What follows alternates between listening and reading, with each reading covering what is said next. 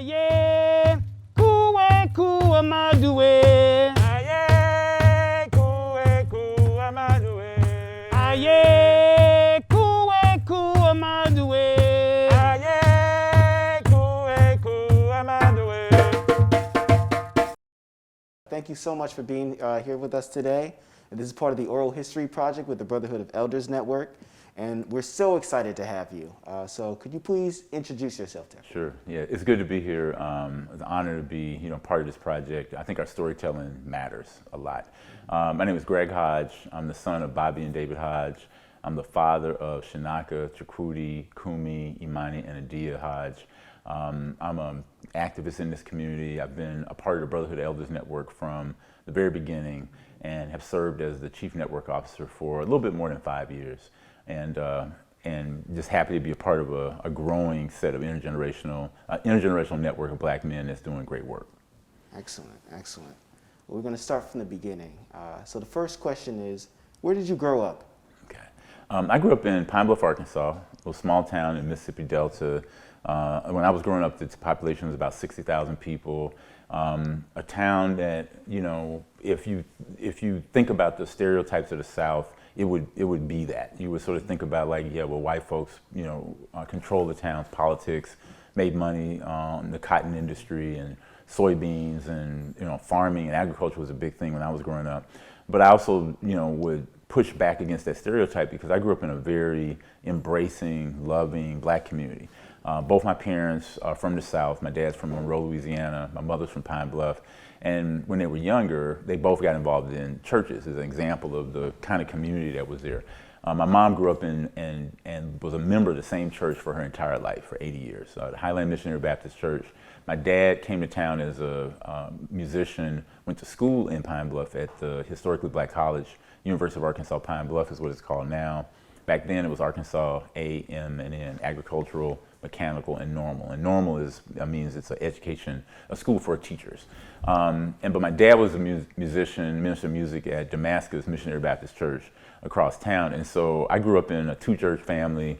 I had choices. I could even choose my mom's church or my dad's church on any given Sunday. Although I was pretty active in Sunday school program at the church I grew up in, so I was pretty much there all the time. But it was a very loving, embracing community. I was in and around the college community quite a bit. So I got a chance to be exposed to art and culture, fraternities and sororities, so step shows and homecoming weekend where you had a parade and the marching bands would come and battle from Southern and Grambling and FAMU. I grew up in a place where schools were segregated until I was in the 6th grade. So, but we had these very well-prepared teachers and principals, and the people who worked in the cafeteria, these are all black people who cared about us, who said, you can be anything that you work hard to be that's, has a good and righteous intention behind it in terms of serving the world. I learned a lot about community service where I grew up. People were always, if you had somebody had a fire in their home or some other tragedy, people would join together and take food and money and support them. And so the connections to each other, the kind of connections that we had with each other have really been a model for how I've tried to be here in Oakland.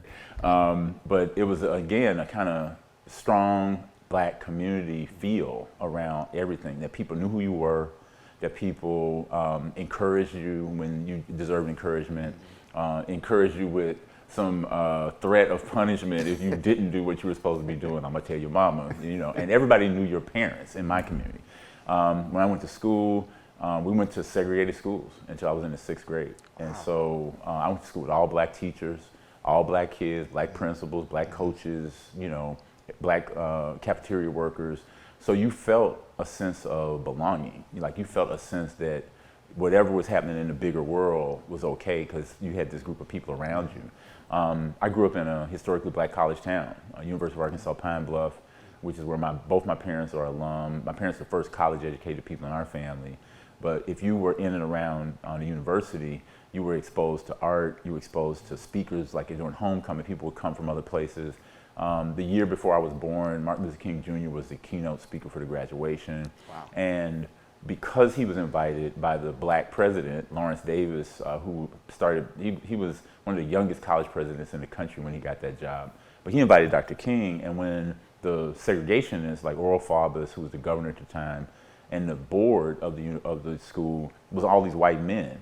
They basically punished Lawrence Davis for inviting Dr. King. They said, you can't invite him, he's a rabble rouser, he's causing trouble. This is like 1959. And Dr. Davis relented. He was like, no, I'm inviting who I want to invite. But the way they tried to punish him was they withheld the university's budget for almost 2 years, trying to say that, we got control over this, right? So I grew up in a place where there was a certain amount of resilience. You had, when I was growing up, I was too young to participate, but SNCC, Student Nonviolent Coordinating Committee, had a strong presence in Pine Bluff. There was a man named Mr. Yancey who owned a furniture store, who was the only person who would actually give those students who were struggling around our freedom a place to sleep, because everybody else was afraid, or a lot of people were afraid. And so Mr. Yancey became sort of a local hero around civil rights movement.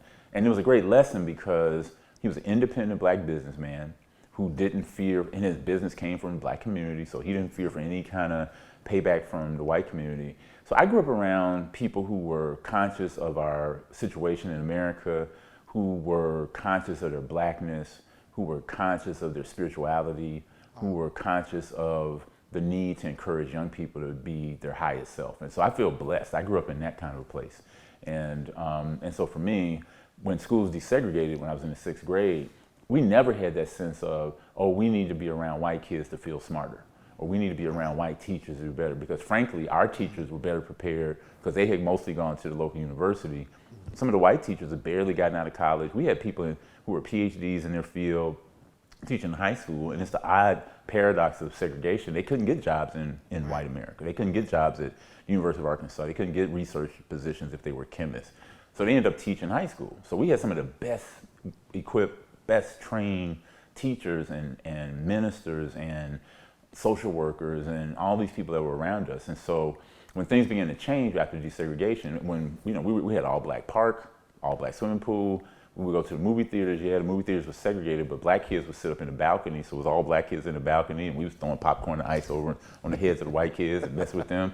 But it was a very rich place to grow up. And the more I think about it as an adult here in Oakland, that's the sense of community that I've been working to try to recreate. That's what I want us to have, here. Not necessarily in a segregated society, but in a society that values blackness, in a society that values our culture, that values who we are as human beings. Who or what influenced you the most as a child? I think it really, I've been thinking about that question a bit, and I think it was the sort of collective community. Because I feel like I got a lot of things from a lot of different people. So there was a woman named Mrs. Cato who worked she was a volunteer in the church I grew up. And she was sort of like the youth director, unofficial title, right? So whenever there's a program, whenever there's a youth day, whenever there was Easter program coming up, Ms. Cato was always the person who was going to give you an assignment. And so I learned about being respectful of my elders, because a lot of times I didn't want to do what Ms. Cato was asking me to do, but I couldn't say no. That wasn't an option. Like, it was just, what time do I need to show up? That kind of thing. I learned a lot about self-discipline and, being trying to have a healthy body from coaches that I grew up in. I played sports growing up, played basketball, ran track, ran cross country. And, the coaches that I had cared about me. Like, they didn't just want me to play well. They wanted me to do well in school. So I learned that, adults have a big influence on people. And there was a moment where my basketball coach was also one of the track coaches when we got to the state meet, the meet of champs. And I went to the meet of champs as a miler. When I played basketball, even though I lettered in basketball, I didn't get a whole lot of playing time. Now, my friends who know me now see me at 6'4", right? I was 5'9" in high school. Couldn't touch the rim, couldn't make a jumper, barely could make a layup, on a good day. And so, but I played, and one of the things that I contributed to the team was the conditioning. So I was a track athlete, so when we got ready to get ready for basketball season, we did a lot of road work. So I'm the guy out there saying, y'all better come on, keep up.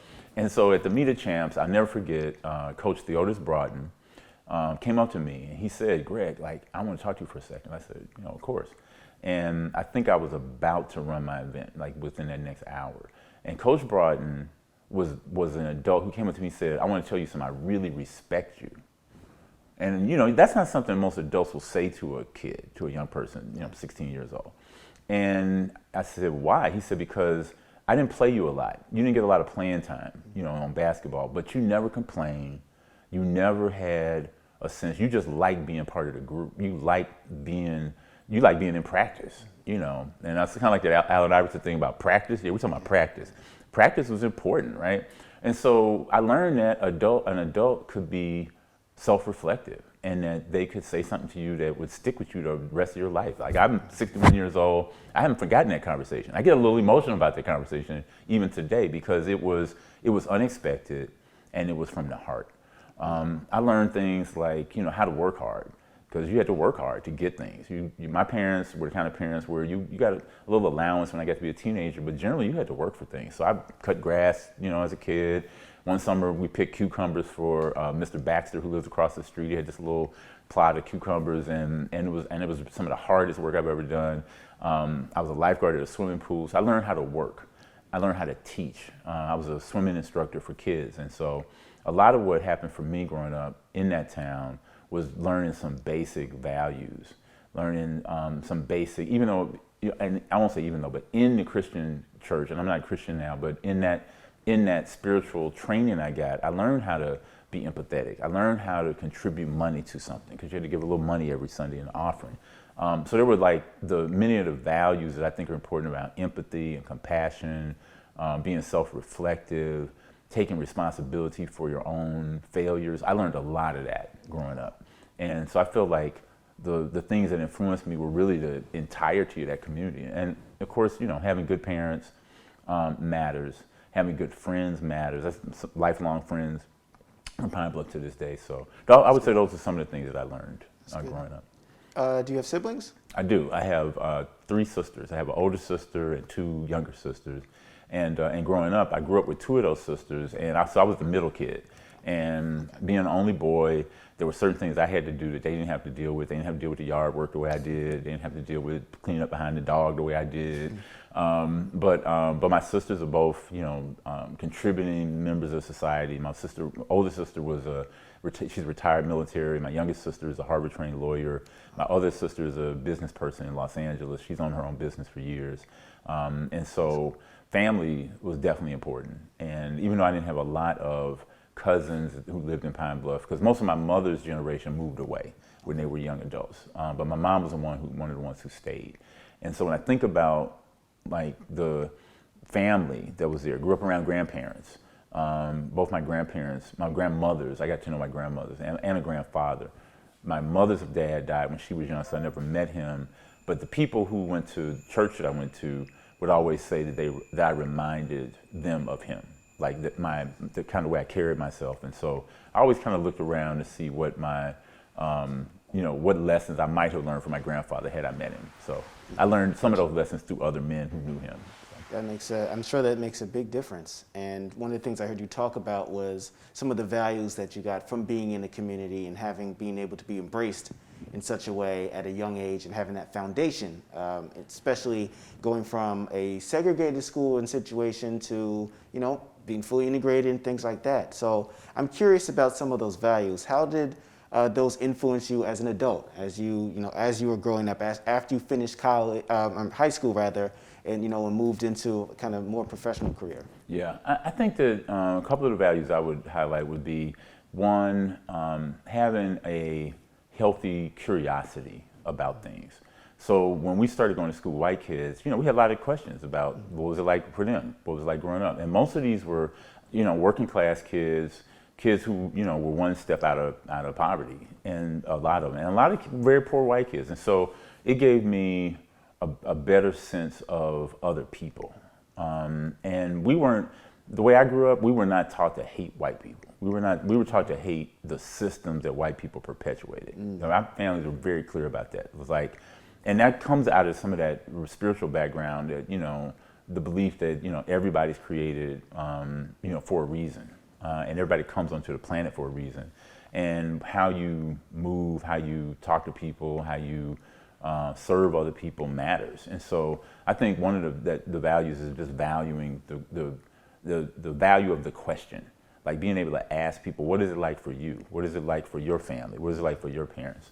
I'd say another one, it really goes back to work ethic, you know, being able to have the sense that you work hard for the things that you want in life. I think another value is valuing elders, you know, being able to pay attention to what older people have to say. I've always enjoyed being around older people. I just like people, and I like younger folks for a certain set of reasons. I like older people, but you know, the older people that I was around often would have something to teach, even though it might come out in a gruff kind of way. They always had something that was worthwhile, that you had to listen and pay attention to their perspectives. When I was a 10th grader, I wanted to learn how to fly planes. That was kind of like one of the first things I wanted to be, was a pilot. And I had this idea, I wanted to go to the Air Force Academy. And my high school counselor, Mrs. Nunn, I went in and I said, well, you know, I want to go to Air Force Academy. I want to know the process, because you had to be appointed by your state senator, your U.S. senator, and all that. And she looked at me and she was sort of like, well, I think there's some other things that our community needs you to do. Like, being in the military may just not be the thing. And basically she was like, you're not going to the Air Force Academy. Like, I mean, I had never had an adult just tell me straight out, like, no, you don't get to do that. And I was like, it's college, it's, you know, it's paid for if you get in, right? Mm-hmm. And she was like, and I fortunately listened, because she was right. I don't think I would enjoy being in the military, somebody telling me what to do all the time. I might have learned how to fly planes, and my life would have been very different, I suppose. I think, you know, the values around compassion, being able to see other people's lives and have a sense that, you know, that could be you, but for the grace of God, as people used to say. Mm-hmm. And so I think that being able to understand, like, one's relationship to other human beings and be compassionate, be empathetic, understand that when you make a mistake, that you have to own that mistake. But those are the kinds of things that I feel like I learned growing up that have served me well. Interesting. I'm curious, what brought you to Oakland? I came to Oakland in 1982 to go to law school. I had a great experience at Northwestern University in Chicago. Great in the sense that I met lots of friends, got exposed to some ideas that I would not have gotten exposed to. Probably the best thing that happened to me at Northwestern, well, I would say two things. One of the best things academically and sort of culturally was I got a chance to go to Africa for the first time. Wow. And I was a sophomore, was walking on campus one summer and saw a poster, and it basically was like a picture of a giraffe, and it was like, want to go to Africa and get college credit. And I was like, where do I sign up? Like, where do you sign me up for this, right? And so it was a 6-week urban geography field study. Went to Kenya, got to do home visits. So it was a group of 28 of us. 26 were white, 2 of us were African American. We got a chance to live in families that were with families who were coffee farmers, cattle herders, university professor. We got a chance to camp out at some of the game reserves and see, you know, the big game. But we also got a chance to swim in the Indian Ocean and climb Mount Kenya. And I got a chance to see the beauty and the depth of culture in East Africa. And so Northwestern was a great experience in that way. I met my oldest child's mom and first wife at Northwestern, and that was great. So when it was time to come to law school, I started looking around the country. We had just gotten married. We were planning on getting married, and I decided that I didn't want to go back to the South to be in school, and I was growing up in the South. Had gone on summer trips on the East Coast to DC and other places to visit family, so I kind of had some experience to the East Coast. Had never been to California. And Chicago had these brutal winters when I was there in the late 70s. And so came out here to visit and then decided I wanted to be in law school out here. And so myself and Lucia, my first wife, came out here, and we just kind of fell in love with California and decided to stay here and have been here ever since. Wow. No, and it certainly had an impact, as you mentioned earlier, just being part of the community, being a people person, and then wanting to have that same foundation in Oakland is one of the things you mentioned too.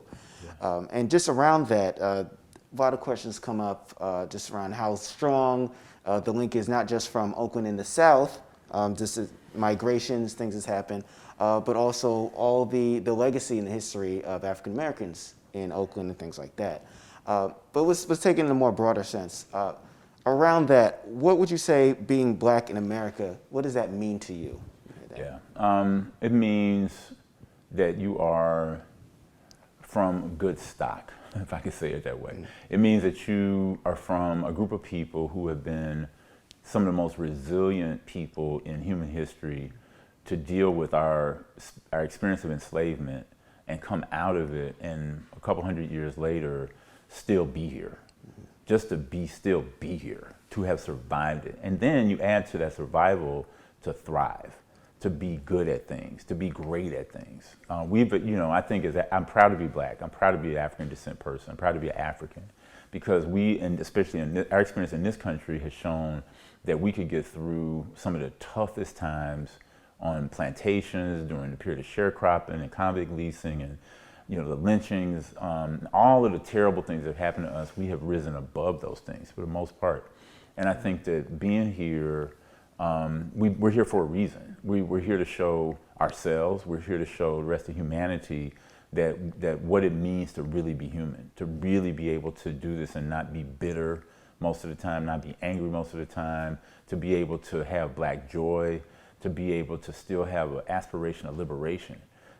For me, I don't see other people having had to deal with it in quite the same way. The Native American experience is what it is. The Asian American experience is what it is. The poor white experience, if you were Irish and you came here. But our experience is very unique. That the way that we have been the cultural innovators. Like when you think about American music, there would really be no American music if it wasn't for Black people. If you didn't have jazz, if you didn't have R&B, hip hop, field songs, soul, even country and western. I got a friend who lives here, Miko Marks, who's an amazing country western singer. I ain't that crazy about country western, but she can sing, And so I think it's an example of how our culinary arts has influenced the country, like how we eat, right? How we play in terms of the minute you give Black people a glove, a ball, a bat, a gymnastics floor, a tennis court, we're going to excel at it. Like we're just going to get good at it, And when I think about the Williams sisters, when I think about Tiger Woods, when I think about, we get these conversations about who's the greatest basketball player of all time. We talking about Michael Jordan. We talking about LeBron. We talking about Kobe. We're not talking about Jerry West, as good as he was. We're not talking about Rick Barry. So almost in any field of endeavor, in the sciences, in journalism, in politics, we've done extraordinary things. And so I think being Black in America means being excellent. It means being joyful. It means being an activist. It means being liberatory. It means caring about the environment. And I think that even with some of the dysfunction that we see in our community, those are the things that give me hope about who we are. Those are the things that give me encouragement about what I think is possible for my new granddaughter, what I think is possible for your children. Yeah. I heard that. And just around that, we touched on some of the lessons you feel like you've learned about through Black society and as you've grown up and gotten a chance to experience that and obviously be part of it. What would you say would be the top 3 things that you feel are maybe probably the most harmful, have been impeding progress in our community? Yeah. I would say the number one thing is lack of self-knowledge. Like understanding who we are spiritually, who we are politically, who we are socially or economically, what our history has been. And I don't mean like the headlines of our history, but I mean the deeper lessons of our history, and it's complicated and it's nuanced. I think that most Black people in this country can't say, here's a general outline of African history, starting in the Nile Valley all the way to the Mississippi Valley. Like we have little snapshots of our history, and unfortunately, in the age of the technology that we're living in, where people's attention span is short, you don't have a lot of time people aren't making a lot of time to read as much as we used to, or even look at good films. I think it's lack of self-knowledge. I think the second big thing that's harmful to us is how many of us have moved away from any real spiritual practice. And I don't mean you have to be part of a church or a mosque or a temple, but having some belief in something greater than yourself, having some belief that what you do matters beyond this temporal experience that we're having. I think that the thing that got us through the hardest times was our spiritual belief. I think the thing that got us through the period of enslavement, I often wonder like what it was like in say 1700, 1750s, going into the 1800s, 100 years before the Civil War. What was it like to be a black parent? What was it like to say to your child that this is the circumstance that you were born into if you were born into this country in chattel slavery? Like, how do you encourage that kid? How do you keep going every day if you don't believe in something that's greater than yourself, that you don't believe that spirit is eternal and lasting? So I think that, not having that, when I look around and see what's happening in our community right now, when I see the homicides, I officiated a funeral back in June in East Oakland, and in officiating that funeral, it was powerful in me to see that the brother who got killed, he killed a police officer and then got killed by the police in Stockton, but he grew up in East Oakland. And he had been talking to his friends about when he had a hard experience, he had come out of jail, and he had some transformative experience when he was incarcerated where he started to explore his Africanity. He started to explore his African identity. And so he started telling his friends, like, you need to be wearing some African clothes. You need to be wearing our jewelry. You need to be, thinking about like how we roll as African people. And at that funeral, it was when, there's always in a black funeral that moment where people get up and give comments. And there was this one brother that got up and he had gold grill in his mouth. And I got a kick out of it because a lot of them had on African shirts, but they had on jeans and they were still sagging. And I was like, man, see, we will mix it all up in there, right? And so I'm sitting behind him, right? And I'm looking out into the audience and I'm seeing the impact that he's having talking about his friend Lance. And he was struggling because he didn't have like a spiritual framework to think about what does it mean to have this body in this casket in front of him. And I watched as people proceeded around after the period of comment. They were looking at the body, and they were just these young men and women, most of them in their 20s, early 30s, and they didn't have any way to explain what was happening. And I just think that not having some spiritual grounding, something that says like that you have something that is your sort of guide, your guidance, your compass, your internal directional system, your internal operating system. I don't see how we manage through it. And then I think the third thing is that we have lost a real sense of what it means to be in connection with each other. Like I see how people talk to their children sometimes and I'm just like shocked. Like the language that's being used, the sort of anger that's being directed at little kids, right? As well as how we've basically ignored our elders. Like we've allowed our elders to kind of at a certain point in their life where we almost feel like they're not useful anymore. And I'm talking about at large.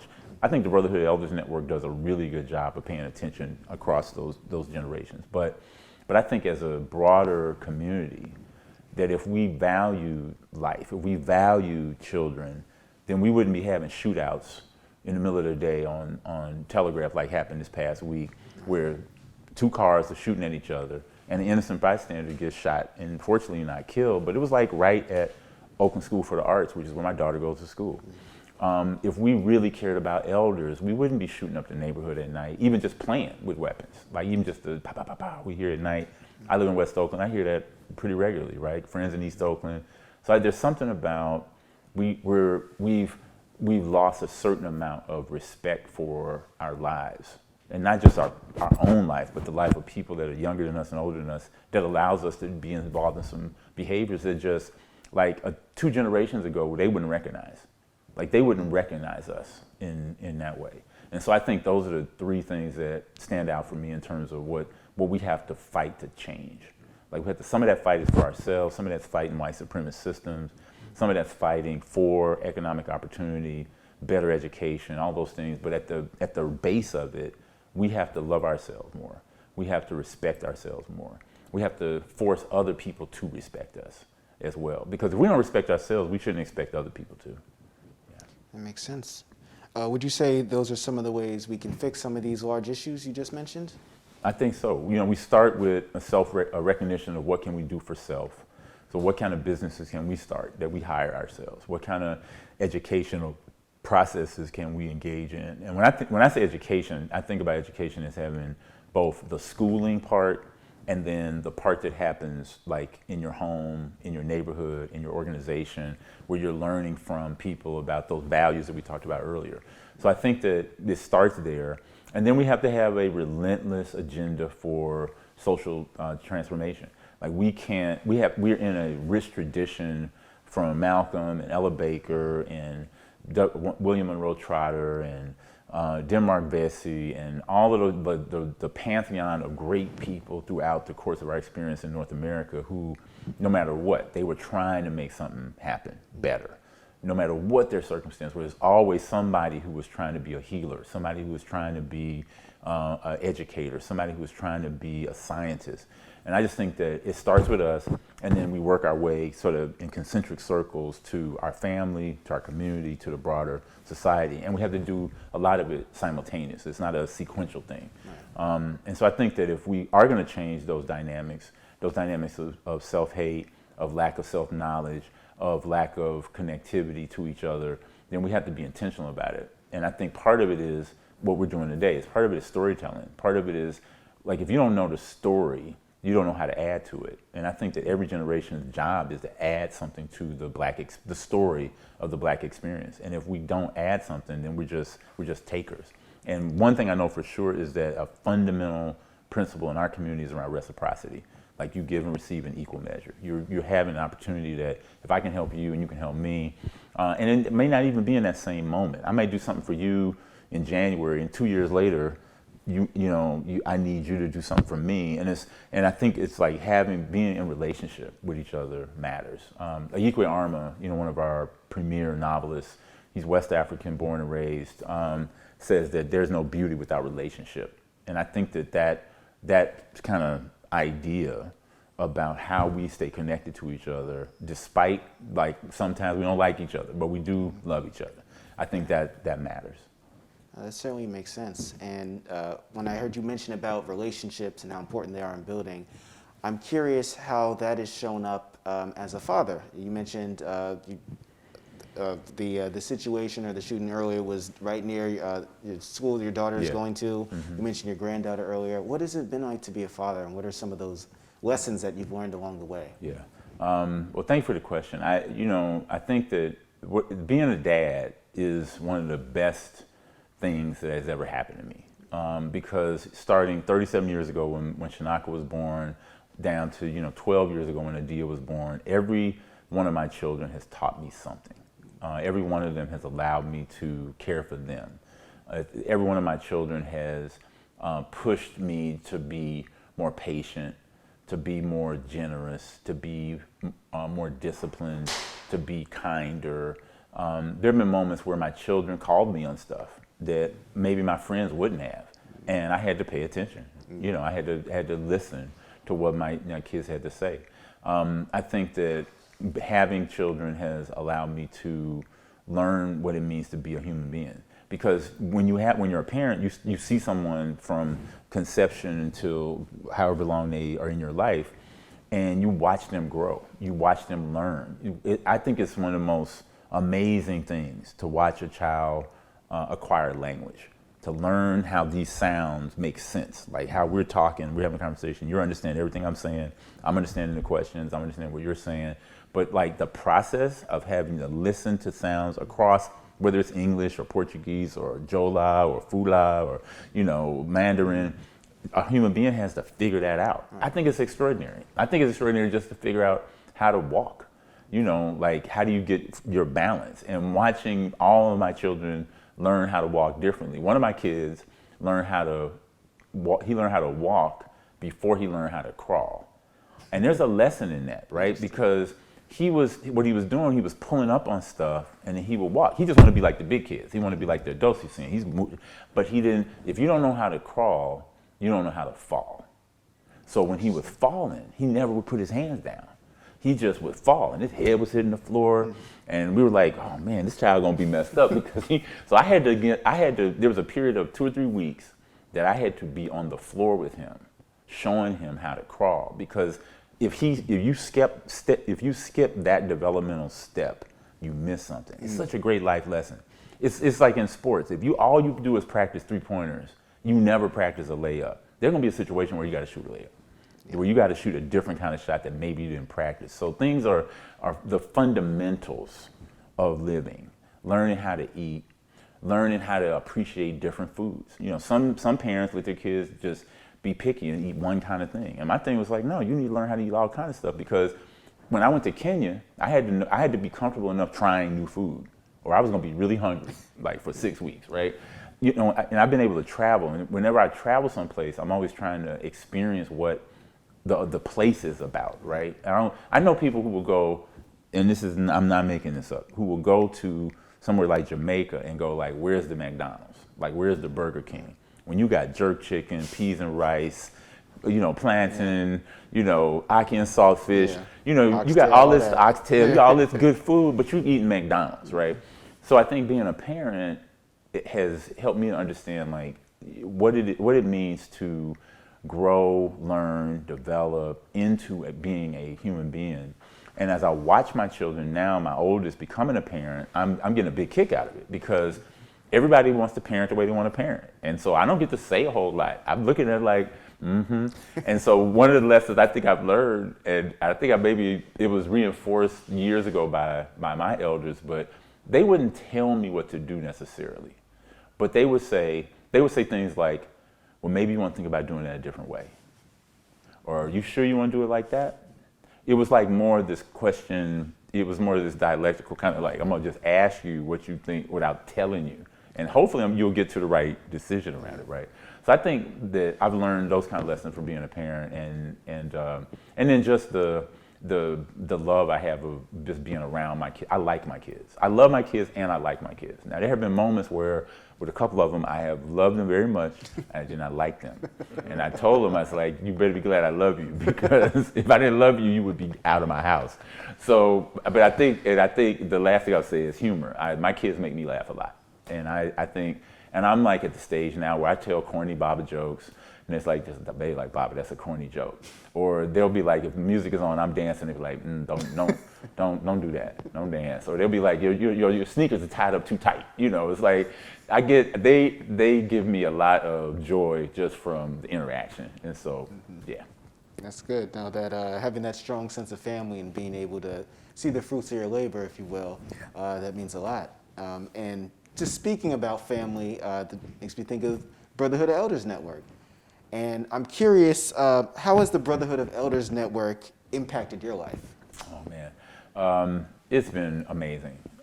Just being able to be around, you know, Baba Cole and Baba Arnold and Baba Joe, Jim Hill, the folks who have been, you know, in those roles. And as I watch them continue to contribute things in the world, as I watch them age, I'm looking for lessons from that. You know, how am I taking better care of my body? How am I making sure that I'm doing something meaningful to me? I think I've grown from the brothers who are my age. We've been in rooms with each other where we've had, you know, just amazing experiences with each other. I remember a few years ago, Brother Zeph came to one of the Brother Manhood meetings, and we hadn't seen him in a long time. He had been gone. And somebody said, well, man, where you been? He's like, oh, I've been in North Carolina. He was like, well, what were you doing? It turns out that his ex-wife, the mother of his daughter, who was an adult at the time, got cancer. And she was really transitioning. She was very ill. And the daughter says to him, she wants to see you. Says this about him, right? And so he went to North Carolina. He dropped everything he was doing in his life and stayed with her and took care of her for like 6 months, 8 months. This is ex. And generally, most of us don't do that with ex-lovers, girlfriends, boyfriends, whatever we got. Exes are exes generally, right? And so it was powerful because we said, well, why did you do that? He said, because she was still my friend. She was still my child's mom. And like sitting in that room and hearing a man, a real man, say, this is what real men do. That was powerful for all of us sitting there. And it's been one of those moments where it's like, well, what does it really mean to be a man, a black man? What does it really mean to be a brother?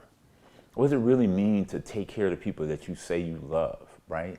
And so that I wouldn't trade those experiences for anything. The kind of experiences I've had with Rodney Brooks and Quayle and Howard and everybody who's been part of that cohort, we've supported each other. Like when my mom passed in Arkansas, Quayle came home. Quayle Tudishin happens to be from Pine Bluff. Quayle went home and supported me through my mom's funeral. When his dad died, I did the same thing. I went to Pine Bluff, sat and listened to him talk about his father, in that church. And so I think the relationships, it goes back to relationships. It's like the relationships that matter. And then with the younger guys, with you, Spencer, with Pendarvis, with Dean, Jason, all of the brothers, the younger guys, Bankole, with Rashid, like you all have been such an encouragement to me around, like you all are brilliant young men. Like I'm not worried about y'all.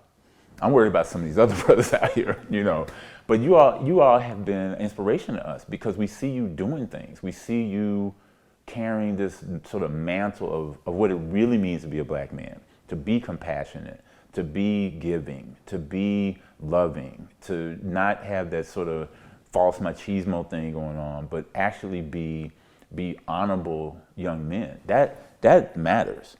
And I know it makes me feel like we're doing the right thing. It makes me feel like that the older brothers who have been working hard to make this happen, along with the rest of us, that they're not doing that work in vain. That they actually are doing something that when one day, a long time from now, when we're pouring a libation for them, that we won't be doing it out of habit, that we'll be doing it out of love. And I just think that how you all operate and how we bring in a younger set of men is gonna matter, because the biggest thing we can do is be role models for what that looks like. And I think that the storytelling that's happening with this project, the way that we all interacted with each other, is what we intended when the Brotherhood got going. It's not so much always about volunteering or doing a program, or it really is about how we're in relationship with each other.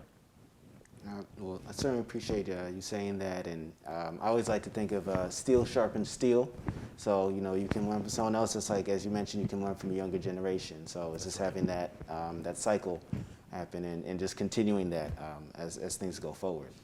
And just around that, speaking about younger generations, what would you, if there's any advice or anything that comes to the top of your mind, either for younger generation, something that you've learned that you'd just like to impart?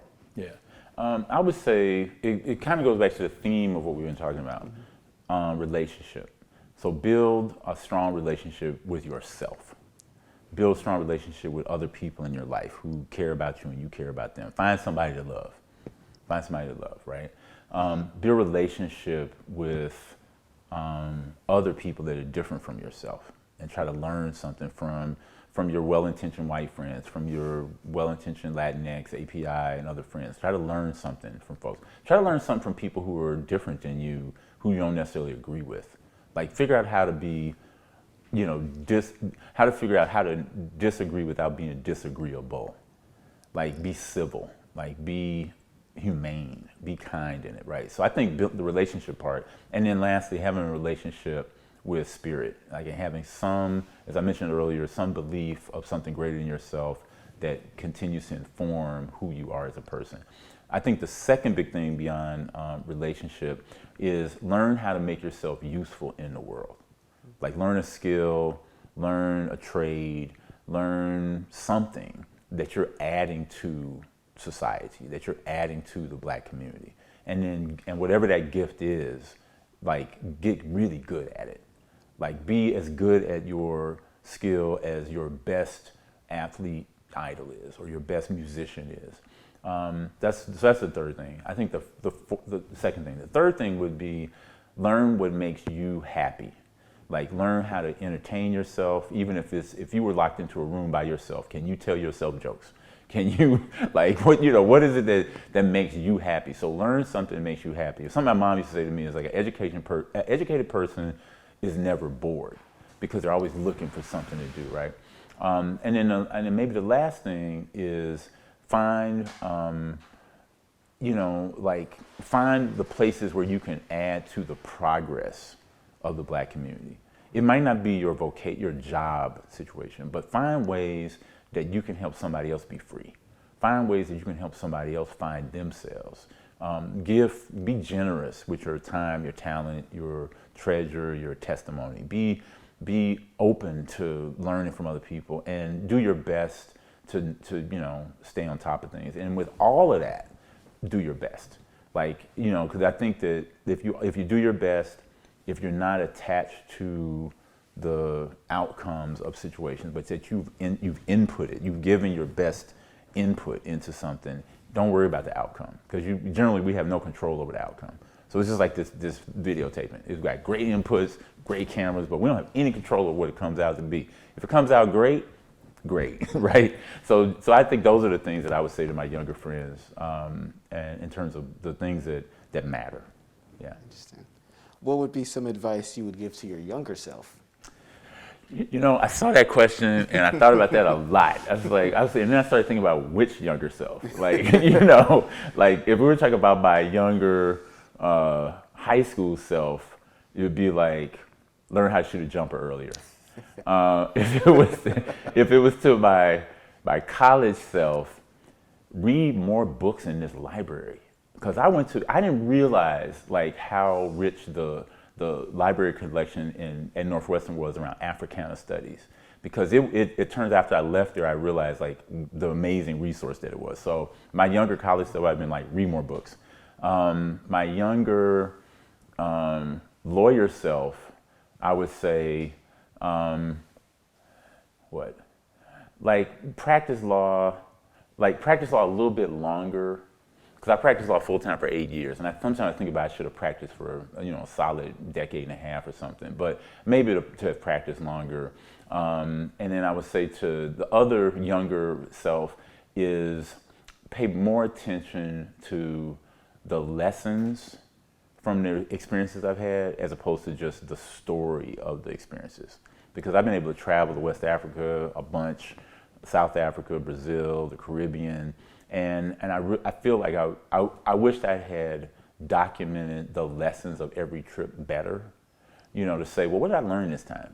What was this visit about? Because sometimes those trips are just vacations, but sometimes they were learning experiences. And so just being able to have a much more systematic way of documenting what I learned, that would have been advice to maybe my younger self. And then lastly, my younger self, from yesterday, the advice to my younger self yesterday is you got to hurry up and do more on this campaign and work faster and harder, because I am very hard on myself and I want to put my best spirit into this. I'm running for mayor of Oakland, and I think my 2 days ago younger self was sort of feeling okay, come on, let's go. And I'm doing a lot, but I never feel like I'm doing enough. So those would be the things that my younger self would need to hear. Well, I certainly appreciate hearing that and having the encouragement to tell your younger self that and move in that direction. And, cat's out the bag now about running for mayor. I was going to lead into that. You preempted me.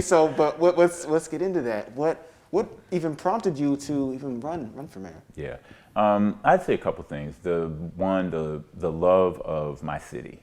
I actually like living here. I've been here since '92. I got a lot of friends who are considering not being here anymore because of the homelessness, because of the shootings, of the gun violence that we're seeing, because of some of the quality of life issues, because of the affordability. And so at the root of it is that I actually love where I live. I love the people here. That's the first part. The second part is that I feel like I have the skills, the experiences, and the temperament to serve as a mayor. I've served as elected official on the school board for 8 years, on the workforce investment board for about the same amount of time. I think I have a pretty good sense of how Oakland politics work.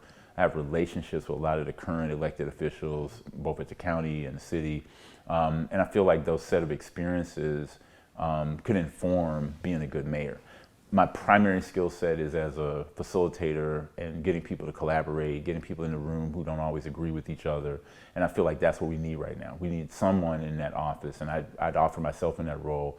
It's how do we deal with these really big, challenging problems? How do we deal with gun violence that is really affecting the Black community more than anybody else?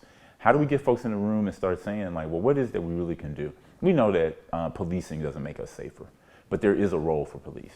We know that individual family dysfunction is part of it, but fixing one family is going to do it. It is really a broader systemic problem around economic opportunity, around the spiritual practice and recognition to some value to life, that there is a component that associated with education, like how Oakland Unified works with our young people, so when they leave high school, they feel like a sense of hope, they feel like a sense of possibility, they feel like I'm prepared for college or work, that all of those things kind of contribute to the lack of safety. And so I think the solutions sit with all of us. I think it really is going to take sitting with younger people, sitting with the law enforcement, sitting with the DA, sitting with the public defender, sitting with the grandmamas on the block. Because we know that what grandmoms are saying is that, yes, we want to feel safe. When I call the police, I want somebody to show up if I hear a bump in the night, so to speak. But we also know that those same grandmamas don't want to see state-sponsored violence being perpetrated on their children. Right. That they don't want to see their nephew and their grandson thrown up on a hood of a police car for no reason, just because the cops feel like they can do it. And so I think that shifting the culture of the police department is a big job for LaRon Armstrong, who's the new chief. I think the public has to demand it, but I also think that we have to do our part. We have to figure out, well, why is it that we got so many weapons on the street? How is it that we can let young people, generally young men, shoot up the block and nobody ever say anything? Like, that's got to become unacceptable at some point. So I think the same thing goes for the issues around housing. We got to figure out how to produce more low-income, affordable housing, far below, basic income. We have to figure out how to help people who have homes preserve those homes, like not lose their homes because of, the finances.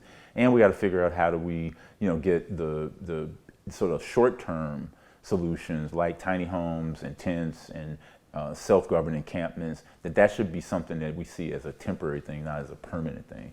But I think that the wisdom of our community, and when I say the community in this context, I'm talking about the entire Oakland community, like the town, with our artists, educators, faith community, business leaders, that between all of us, we should be able to figure these problems out. And I think what has happened is that we've allowed ourselves to get into these very dogmatic arguments about, what does it mean to defund the police, or what does it mean to provide affordable housing, without us really having taken advantage of the full solutions.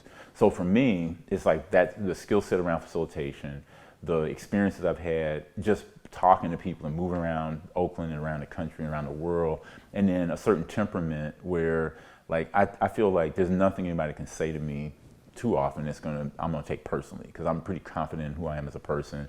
And I think that a lot of times politicians, people who serve in political roles, ego kind of gets in the way. So for me, I want to have the conversation around what does it look like to be hopeful in Oakland again? What does healing look like? And then what does it mean to solve these big problems that we've got in front of us while we take advantage of the opportunities in front of us? It's a beautiful town, beautiful place, a lot of beautiful people. We have a lot of opportunity to show the world that Oakland is not what the story that's being told through parts of the press that only focus on the things that are negative about Oakland. That we live here because we love it here. We live here because we like it here. We live here because we like the Raiders even though they're in Vegas. We live here because we like the Warriors even though they're in San Francisco.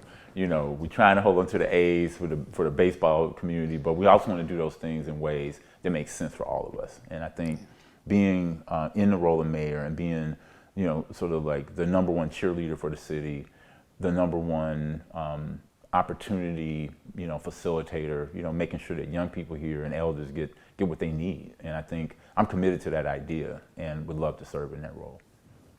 Excellent. And it sounds like your ideas around this is based off of addressing root causes rather than putting Band-Aids over bullet wounds, if you will. Absolutely. So Absolutely. Yeah.